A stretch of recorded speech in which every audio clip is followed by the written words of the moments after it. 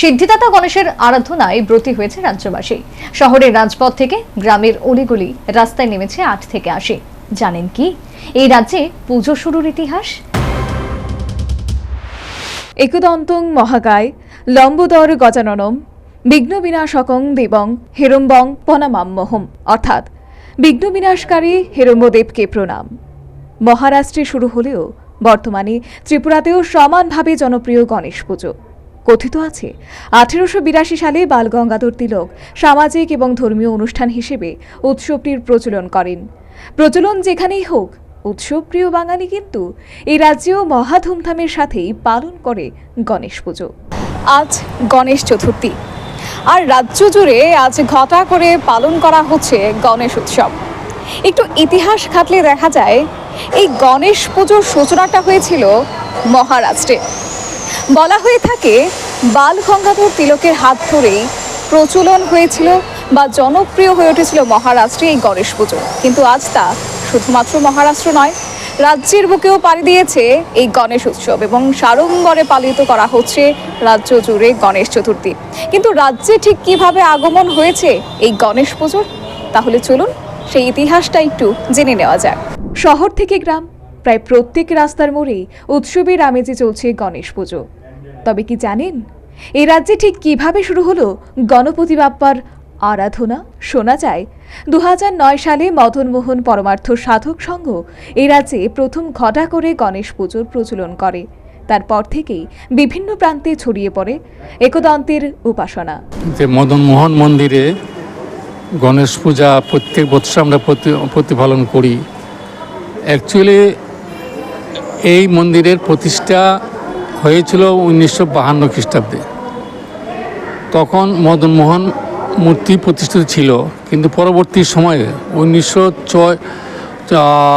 2006 সালে আমাদের এই সংস্থার পরমার্থ সাধক সংঘের প্রতিষ্ঠাতা ব্রহ্মলীন স্বামী বিষ্ণুপুরী পরমহংসদেবের তত্ত্বাবধানে এই মন্দির এখানে প্রতিষ্ঠিত হয় এবং সেখানে মাতা অন্নপূর্ণা, কাশী বিশ্বনাথ এবং মদনমোহনজি মূর্তি এখানে আছেন, আপনারা দেখেছেন। এবং প্রতি বছর বিভিন্ন অনুষ্ঠানের মধ্যেও গণেশ পূজা আমাদের এখানে একটা বড় উৎসবই হয়। আমরা এই গণেশ পূজা উৎসবটা আমরা এই আশ্রমে শুরু করেছি 2009 সাল থেকে, এবং প্রতি বছরই সেখানে প্রচুর ভক্তের সমাগম হয়। কারণ আমরা জানি গণেশ সিদ্ধিদাতা গণেশ এবং মানুষের সর্বাঙ্গীন কল্যাণের জন্য আমরা এই গণেশের আরাধনা আমরা করি এবং সারা ভারতবর্ষে সবাই করে। যারা সনাতন ধর্মে বিশ্বাসী তারা অতি ভক্তি সহকারে এই গণেশের আরাধনা করে। আমরাও পরমার্থ সাধক সংঘ এই মদনমোহন মন্দিরে এবারও আমরা সেই গণেশের ব্রতে আমরা ব্রতী হয়েছি। বর্তমানে শহরের মধ্যে গণপতি সামাজিক সংস্থা, একদন্ত ক্লাব, মদনমোহন পরমার্থ সাধক সংঘ সহ বড় বড় প্যান্ডেলে সন্ধ্যা হলেই ঢল নামে ভক্তদের গণেশ পুজোকে কেন্দ্র করে। জেলাগুলিতেও ধরা পড়ে বেশ জাঁকজমকপূর্ণ ছবি। জনঢল দেখে আশায় বুক বাঁধেন স্থায়ী থেকে অস্থায়ী সব রকমের ব্যবসায়ীরা। উৎসবের মহলে একটু ভালো বেচা কেনা হবে বলে চওড়া হাসি লেগে থাকে দোকানিদের মুখে। বাজার মন্দ চায় না যান চালকদেরও। প্রত্যেক বছরই মেলা হয় গণেশ পূজার উপলক্ষে। তো ওই মেলা গণেশ পূজা আগের দিন থেকে মেলা শুরু হয়। যথাযথ এবারও হয়েছে। গতকাল থেকে আমরা দোকান খুলেছি। কালকে একটু লোকজন কম ছিল, আজকে তো ভালো লোক হবে, যা প্রত্যেক বছরই হয়। আর আমরাও প্রত্যেক বছর দোকান নিয়ে বসি, ভালো ব্যবসা হয়, তাই এবারও আসলাম। ঠাকুর কৃপা হবে ভালো। না, আমরা এখানে স্থায়ী ব্যবসা নেই, শুধু আমরা মেলায় ব্যবসা করি।